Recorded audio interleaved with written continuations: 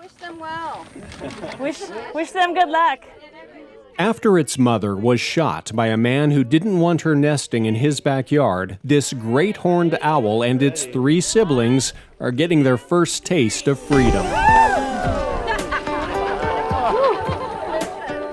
This happy ending is possible only because concerned neighbors reported the crime. A man had shot a great horned owl. It was a nesting pair, and they did have 4 nestlings in the nest that they were taking care of. Apparently this man believed that owls were evil. They had some superstitions about owls, and his wife and children were afraid of them. Unfortunately, he acted on that and shot the owl. We had to decide at that point what we were going to do with the nestlings. So what we did was we had a couple of our employees who are great climbers. They're very skilled. They have very specific skill sets in climbing into nests. We had them climb up the tree and remove the nestlings. Liberty Wildlife got involved, and they were able to take care of the owls, fortunately, and they provided a surrogate for the babies. So we got these owls when they were probably just under a month old, so obviously they weren't able to take care of themselves yet. Come here. Come get this one. As soon as they came in and we looked them over and made sure that they were healthy and didn't have injuries, we were able to put them in with Maggie, is the name of the foster mom. Those are her watchful eyes behind this orphaned nestling. We were able to put them in with her immediately. She's a great mother. She's very protective. So actually, when we go into the enclosure, we have to be careful because she's already protecting what other fosters she might have in there, and she's already got that mommy instinct. After 4 months in the care of Liberty Wildlife, these young owls have come a long way.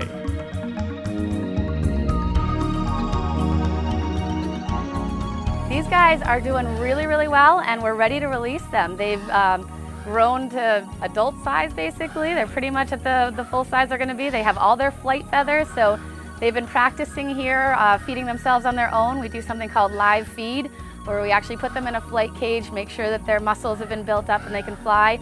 And we also put live food in there with them to make sure that they know how to catch it on their own. And they've proven that they can do that, so it's time for them to go. They're getting feisty in there. They're ready. They're ready to go. The walk of freedom. I know, that's what it feels like. The release takes place August 3rd at Robbins Butte Wildlife Area south of Buckeye. This area out here, Robbins Butte Wildlife Area, which is a game and fish property, is perfect for them. There's lots of standing water, there's rodents, there's birds, lots of food for them to eat. There's actually even owl boxes out here, so if they don't like some of the trees over here, they can go sleep in the owl boxes. So they've got pretty much everything they need right here. Oh, he's so cute. Oh, he's adorable. Hi, baby. I know. Okay, so. Among the people who had the honor of releasing an owl was Kurt License, the game and fish biologist who climbed a tree to rescue the orphaned nestlings. When I first went into it, I was told that there were 2 nestlings in the tree, maybe 2, maybe none. Nobody seemed to be sure how many were in there. So I got up to the top and I pulled out one, and then I pulled out another, and then I pulled out another, and they just kept coming until there were 4. So that was a bit of a surprise, but it was a happy surprise, and it just reaffirmed that it was good we got up there, so those were lives that didn't have to be lost. Kurt handed the baby birds off to Liberty Wildlife volunteer Sherrill Snyder, who took them to the rehab facility. Very deep sadness at seeing what happened. Very, very deep sadness that people do that, but they do it all over, so. Get a little closer. They're staring at me. Lainie Antolik is the game and fish wildlife manager who investigated the crime, which took place in the West Valley city of Tolleson. It turned into us citing a man for illegally shooting an owl. So I cited him, and he took a plea deal, so he's going to pay over $4,000 in restitution.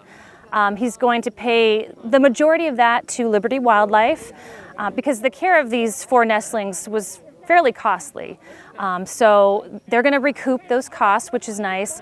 Part of that restitution will also go to the Wildlife Theft Prevention Fund, and that helps us recoup some of our costs. We do pay reward money to people that report these violations. She likes to remind people about the Operation Game Thief hotline. It's like silent witness for wildlife violations. People can call 1-800-352-0700 to report suspicious activity. They can choose to remain anonymous, and they may even get reward money when their tips lead to an arrest or citation. The moment everyone's been waiting for is finally here. Okay. All right, ready? One. A countdown, a toss-up, and a return to the wild for these orphaned great horned owls. Oh, I can't, I don't even know how to describe. It's like your heart just swells in joy and happiness in seeing these owls that have survived this horrendous experience go out and free and make a life. It was beautiful to see that all of the nestlings made it in a situation where they likely wouldn't have, and to have them out here on their own now, able to do their thing and live their lives is a very rewarding feeling. It's kind of like the culmination of everything just coming together, and bad story in the beginning ended well in the end, and we got to release 4 healthy great horned owls today, which was pretty fantastic.